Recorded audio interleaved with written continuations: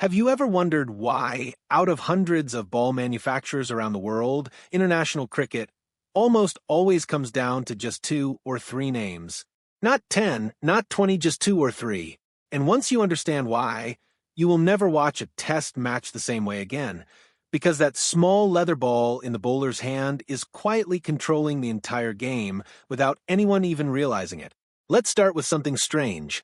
If you watch a test match in England, the ball looks almost blood red, with a seam so proud and thick you can spot it from the stands.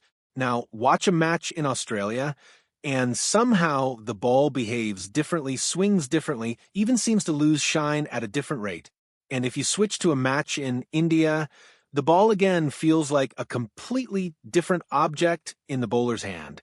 Same sport, same rules, same size and weight. So why does the ball feel like three different products entirely? That is exactly the mystery we are unlocking today.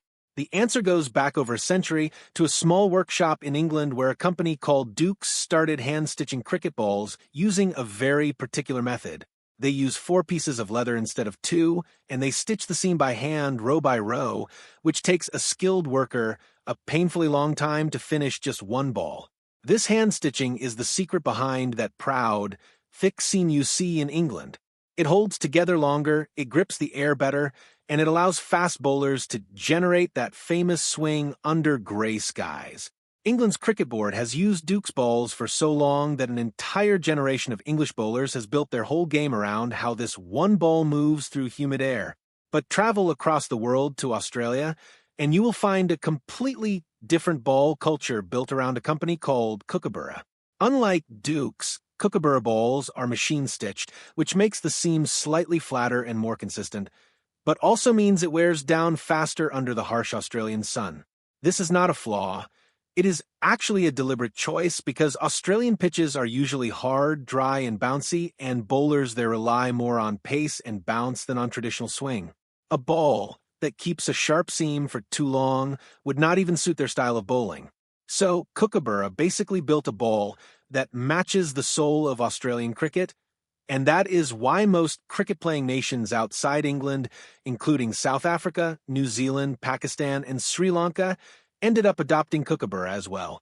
Now here is where it gets even more interesting because there is a third name that often gets ignored in this conversation, and that is SG, which stands for Sansparells Greenlands, a company based in India.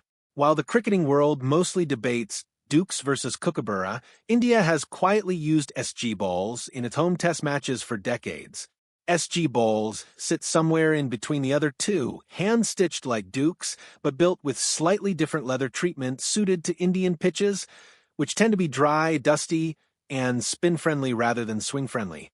This is actually a brilliant example of home advantage hidden in plain sight, because Indian bowlers grow up mastering a ball that behaves in a very specific way, and visiting teams often struggle in the first few matches just adjusting to how the SG ball reacts.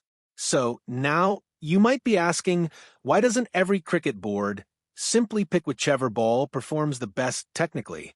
Why not run scientific tests and choose one universal ball for the entire world? The truth is a little less romantic than you might expect. Cricket boards do not choose balls purely on performance. They choose based on tradition, climate suitability, manufacturing contracts, and national pride. England sees Dukes as part of its cricketing identity, almost like a flag.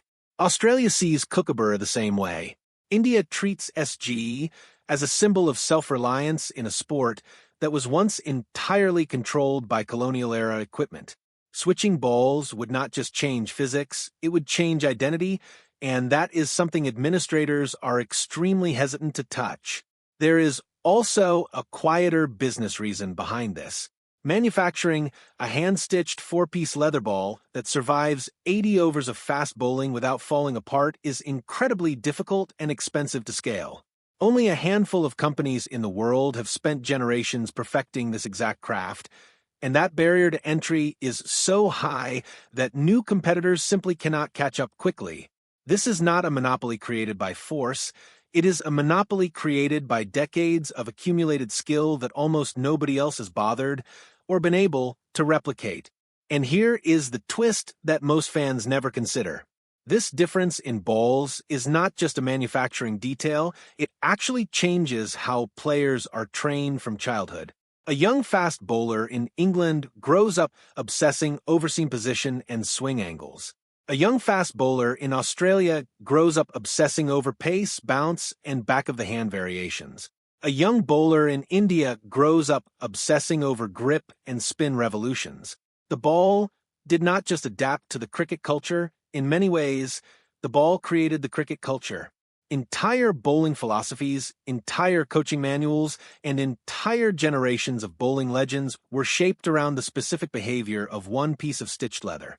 So, the next time you watch a match and a commentator casually mentions which ball is being used, you will know that single sentence is hiding more than a century of craftsmanship, climate science, national identity, and business history. It is one of the rare moments in sport where something as small and simple as a ball quietly decides how an entire nation plays the game.